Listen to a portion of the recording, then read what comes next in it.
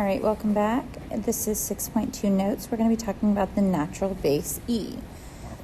So the first thing I want you to do is write down in your own words the meaning of natural base. And if this is the first time you've heard natural base E, you probably don't even have anything to write down. So I'm going to tell you a few things about it. Some people, they call it Euler's number. Euler was a mathematician, and he's kind of credited with calling it E. I don't know if it's true, but I think of Euler, his name starts with E. Maybe that had something to do with it. But it is an actual irrational number, so we know this is an irrational number. Just like pi, just like it has an actual value that doesn't change. It can't be made into a clean fraction. It never repeats. It goes on and on forever. And it is approximately, remember, we don't want to use an equal sign because it's not exact.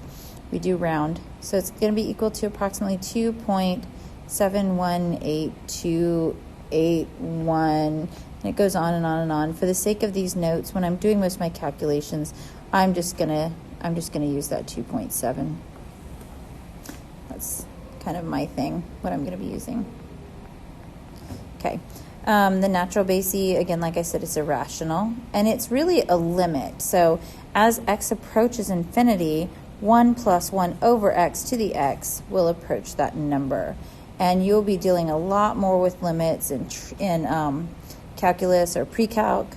But for right now, what you need to know is that we're going to be using this value E to do some figures.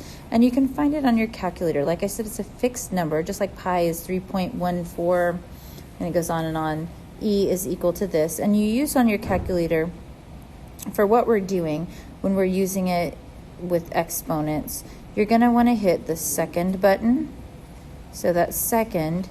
And then you're going to hit the button that looks like LN.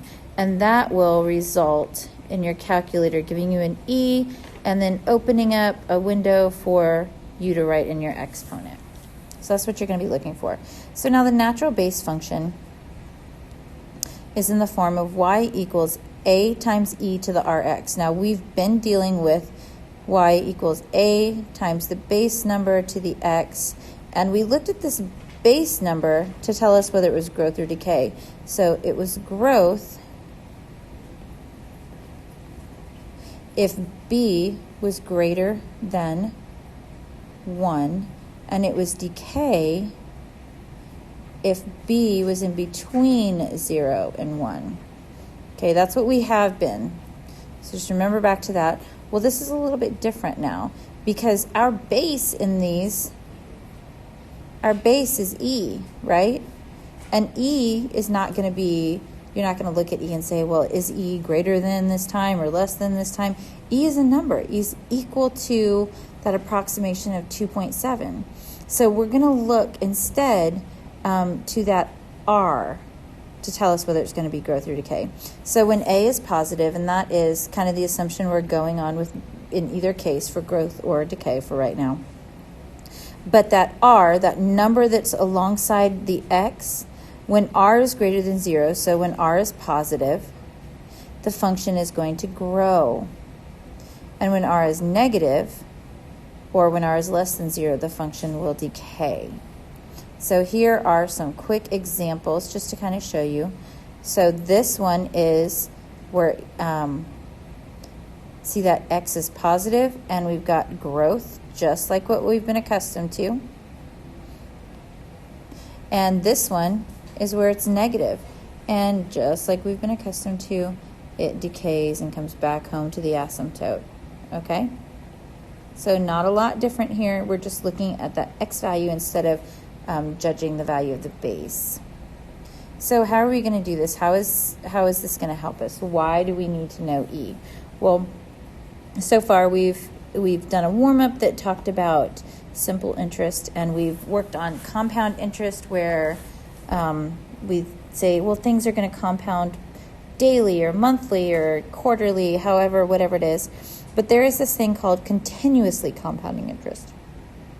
And that means that all the time it's continuing to compound, okay?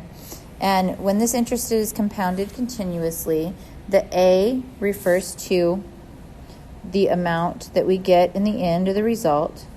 The P, that's your principal, or the amount that you start with. E is just a value. R, that is our rate. And T is the time that it's in there.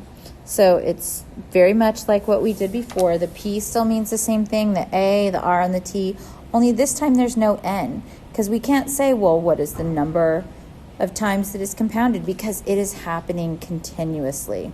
So we're going to use this. We're going to use this this new formula that's A equals P times E to the RT power. Let's dig into some examples. So first off, let's say we're going to invest some money for college, and we have $5,000 to invest. And option 1 says that we're going to get 6%, and it's going to be compounded semi-annually. And we want to know what we've got in 5 years. Well, that's that old formula, because it tells us a number of times that it's going to be compounded, right? So we've got A equals the principal, and then times that quantity 1 plus the rate over the number of times it's compounded, and all of that is raised to the power of the number of times the time. So it's asking me for that A. So I know I've got the P, the R, the N, and the T. My principal tells me is 5,000. My rate is 6%, but I need to write that as a decimal.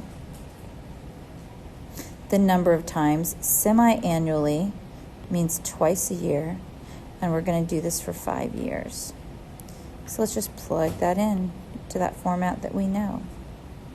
So 5,000 times 1 plus 0.06 divided by 2, and all of that is to the 2 times 5 power, or to the 10 power.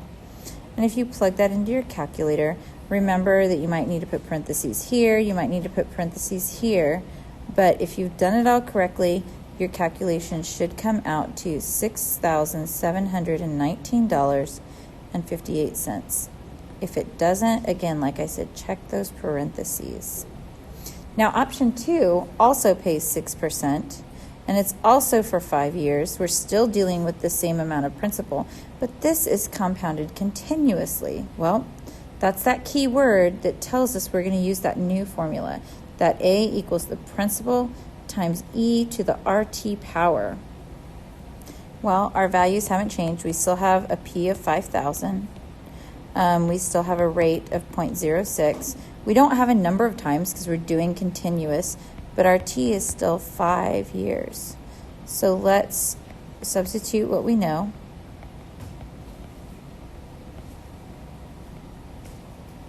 Okay. And if you plug that in your calculator, this is just going to take some calculator work.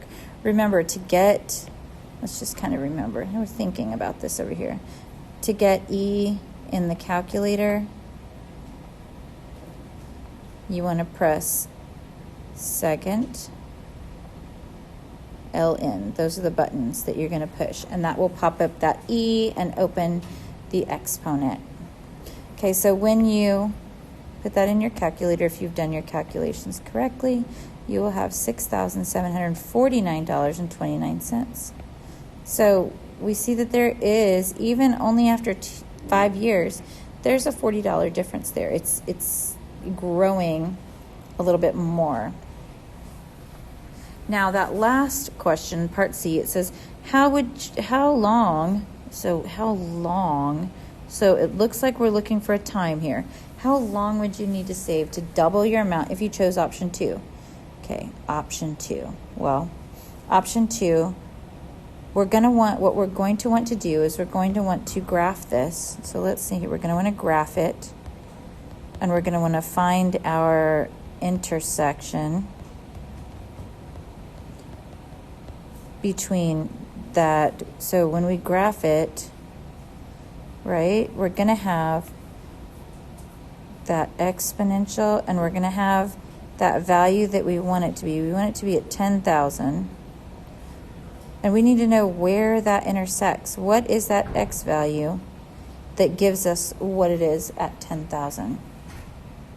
Because that's what doubling our money is. So let's gather up the information we need. So in the graphing, we're going to go to that y equals. And y1, that first formula we're going to put in, is what we used before, that 5,000 times e raised to the 0.06. But we can't take it times 5 years like we just did because we don't know how long. It's asking how long. So we need to make that an x or a t. You know, our calculator is right now thinking in terms of x and y, so I'm just going to go ahead and use x. But in our original calculations, it's a t. That's just a variable. So that's going to give me that curve that I talked about over to the left. But now I want it to intersect with the actual value I want. I want to know how long for it to double. So I've got 5,000 now, but I want that to double. So I'm looking at where it is 10,000. Okay, so I'm going to plug that in. So I'm going to hit these. This is on my y equals button. Some things to think about. My window. We need our window to be the proper kind of space to see what we need. So our y min doesn't really matter. It can be probably somewhere around -10 or 0. But our y max. So how tall do we want this to go? Well, we know that we want to see it when it's at least 10,000. So I'd make it like 11,000 or 10,500 or something where we can see that high. And the x min, well, we're not really looking left much, so that can stay at -10 or 0 or whatever you want. But the x max, I'm thinking we're probably going to need it to be at least 200. That gives us a nice comfortable window. Okay, so that's our nice comfortable window. So if you're getting an error where it won't show you what your answer is, check your window, make sure your parameters are right here. Another common mistake we have is that people forget that that's an x. So remember that that's an x in this. Let's see, so you've put in your y equals, you've checked your window, you've graphed it, okay? And then you hit your second trace so that you can do some calculations. And you've chosen option 5, which is intersection. And then it asks you 3 questions, so you have to hit enter 3 times. It should give you an x value and a y value. Well, we know the y is going to be 10,000, what we're looking for the x. And if you've done all of that correctly, you're going to get the answer that it is 11.55 years. Okay, so if you're not getting that in your calculator, check all of those things that I say in green here, check those and make sure that they're correct. Okay, if you need to hit pause and try it, you can do that because you will be doing this in your assignment. Okay, so we've talked a lot about how these exponentials work with money. Money's not the only thing that it works with. It also can be used to check things like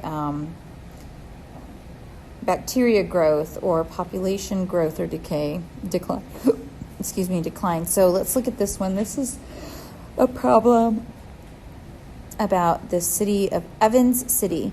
And right now, Evans City has 48,500 people, but it's losing people. Its rate is declining at 2.5% each year. But you can model the population by the equation PT equals PC times e to the RT. And it tells us that PC is the current population, PT is the population after T years, and R is the rate of decline per year. Remember, that's in a decimal form. So it wants us to predict the population after 25 years.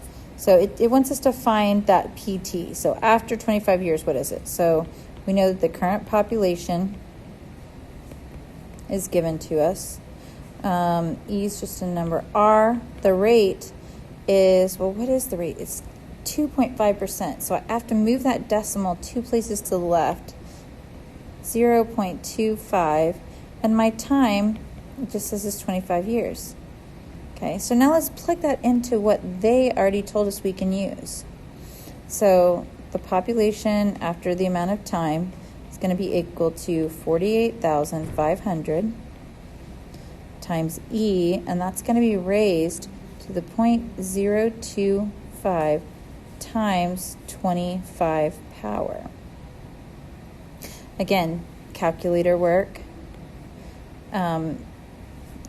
Just a reminder again, you find that by hitting second and LN. Okay, so our population after 25 years is going to be 25,960 people. So if that were to come out to a decimal, I would just keep this one to whole numbers. The other ones we round to cents because that's how money is, but you don't have a point of a person. It's just whole numbers we're dealing with. Okay, and then finally, we're going to go back to money for a minute, but this time we're dealing with your parents. They need to save for your little brother's college tuition. So either yours is already paid for, or maybe you decided to take a different path, and whatever the case is, we're worried about your brother's college tuition right now, not yours, okay? And your parents, they've talked to him, and because he's probably only about 3 years old, but that's okay. He probably already knows what he wants to do when he grows up, and that it's going to cost him $60,000 to do it. Okay, and they want to invest in this interest rate that they already have of 9.8% that compounds continuously. Okay, that's a buzzword. Continuously tells us that we're going to use that formula that we just talked about. Oh, that's an A. So the amount that I want, that looks awful. Let's do that again.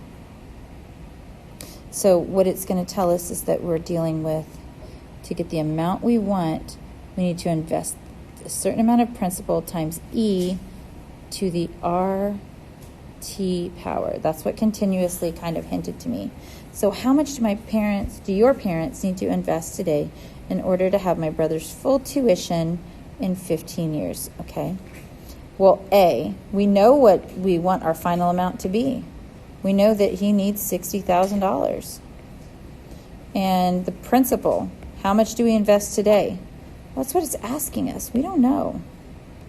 But we do know the rate. After we move the decimal, it's 0.98. And the time that we have left is 15 years. So let's plug that in for what we know. A, $60,000. Principal, we don't know. E is a fixed value, but it's going to be raised to the 0.098 times 15 power. Okay, I'm looking at this and I'm thinking, how in the heck do I put this in my calculator? It doesn't look nice and tidy like everything else, where what we were finding for was alone on the side and we could just plug everything in. So I'm thinking I want to solve for the variable that I'm looking for and see if that simplifies things. Well, I know that I'm looking for P. P is what this question has asked me to do, so I want to get that alone. Right now, it's got an E to the whatever power multiplied to it. So I want to divide that away. I want to get that out of my way. What I do to one side, I have to do to the other, because math has to be balanced. Otherwise, it doesn't work out. Okay, and this divides into 1. So that, for all intents and purposes, now no longer requires our attention. It became a 1. So I have a P. Let's just write that down here. I have a P, and it equals 60,000 divided by E to the 0.098 times 15 power. This is easy to put in our calculator. We can do that. So when we put it into our calculator, we should get $13,795.53. So that's the principal. That's how much money the parents have to put into the savings account right now for it to grow up to be $60,000 and pay for your brother's college tuition. Okay? So if you did not get that, again, check the way you entered it into your calculator. If you need help remembering that, you can, on your calculator, you can pull up that E by hitting second LN. Okay? Now let's switch gears for just a minute and let's talk about the graph of this. So we're talking about graphing, and the directions actually tell us to use a table of values or a graphing calculator, but the way we're going to do it, I'm not going to use a table of values or a graphing calculator. I mean, you can do that, absolutely, if you'd like to, but I don't even think we need to. I think the way that we've been talking about transformations of these like parent graphs and whatnot, they'll make it to where we don't even need to do that. So we're going to work on graphing the function just by using what we already know. Well, if I were to have y equals the square root of x minus 4, well, we recognize that that minus 4 out on the side means I'm going to go down 4 units. If I had y equals the square root of x with a minus 4 on the inside, so grouped in with the x, we recognize that that means I'm going right 4 units. And alternately, if it's got a plus 4, it's going to go up 4. Or if inside of there it's got a plus 4, we recognize that that's going to go left 4. Okay, so all of that, that's all stuff we already know. That's stuff we've worked with all year. So we're just going to think about that in our head. You don't have to write that down. You don't have to remember that. But that's kind of the intuition I'm going with, that I'm going to be looking at how I change it up, down, right, and left. And I look and I see that this has a minus 4 on the end. Okay, well that just means that my graph, my parent graph, which I know is going to shift down 4. Okay, so I already know my parent graph, this is exponential growth, is going to look something like this. So I'm going to shift it down 4, and I'm going to put my asymptote right there. So my asymptote is that bottom floor of it, okay? Well, having said that, the only thing left is that parent function. And we know with our parent function, we can expect it to include 0.01 and 1, whatever the base is, because that's 6.1. Go back and look at those notes if you don't remember that. So what is our base number? So if I look at my equation, my base, I've got e to the x. My base is that e. That's my base number, right? But what does e approximate to? Good. So I can expect that I'm going to have a point at 0, 1, and 1, 2.7. So let's put that out. This is my new floor of it. So I'm going to start at 0 and I'm going to go up 1. And then I'm going to go back to my new floor and I'm going to go to the right 1 and I'm going to go up 2.7, 1, 2.7-ish right there. And then I'm going to follow that shape where I start hugging my asymptote, gradually moving away from it, hitting those points, rising sharply, continuing on, putting an arrow on the end to indicate it continues. So good news. We were easily able to graph that. We didn't need a calculator or a table of values. We could use a table of values, no problem. And if you have a hard time remembering or understanding why we use these 2 points, a table of values would be good for you. So go ahead and do that. You put in your x and your y, and we would just say, well, when x is 0, so when I've got, here, let's try this a different way. That might help us. Let's do a table like this, where I've got my x, and what I'm doing is e to the x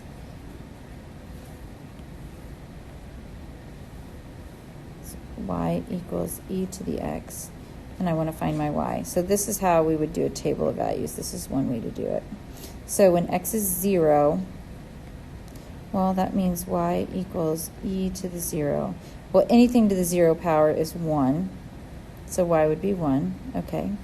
And then, so that gives us reasoning for that. Well, what about when x is 1?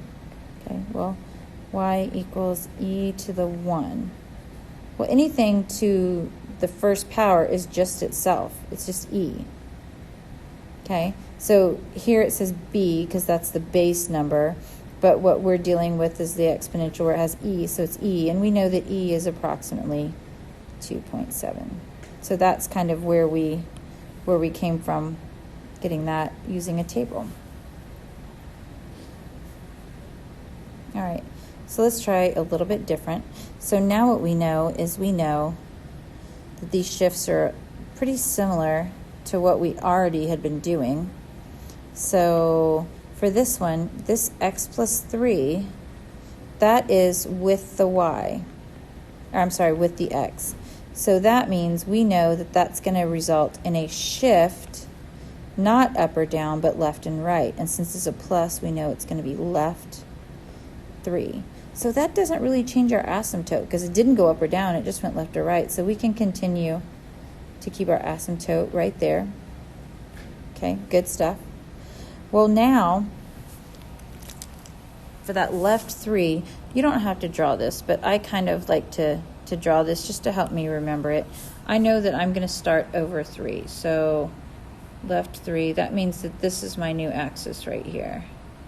That's my new y-axis. So this is my new 0, 0. It comes right there. Okay, so that's my new center of it.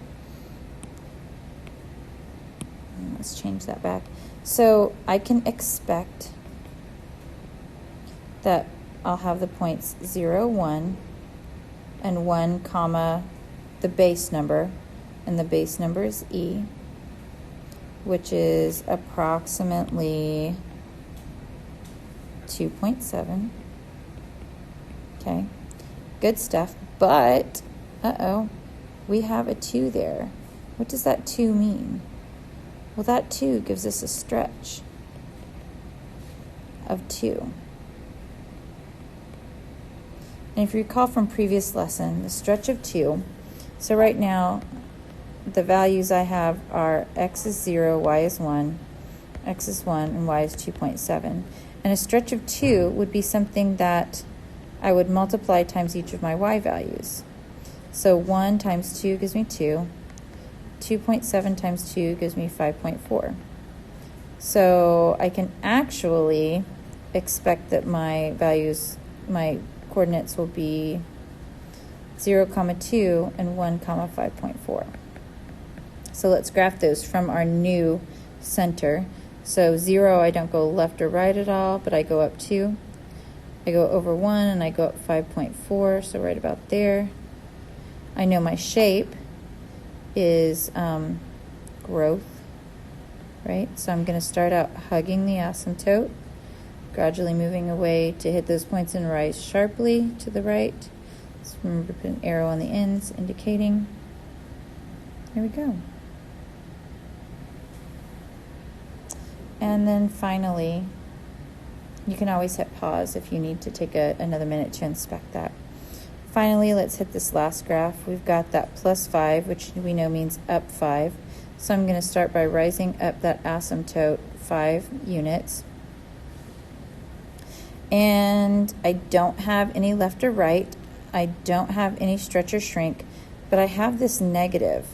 So what does that negative do? Well, we know that that means that it's a reflection over the x-axis. So reflection or a flip, however you want to remember it. So normally the shape of our graph here would be exponential growth would go like that. But if we're going to reflect it over that axis, we can anticipate that it's going to still hug the asymptote and then it's still going to go away, but it's going to look a little different, right? So knowing that, we haven't gone left or right at all, and we can expect to have the point 0, 1, and 1 comma b.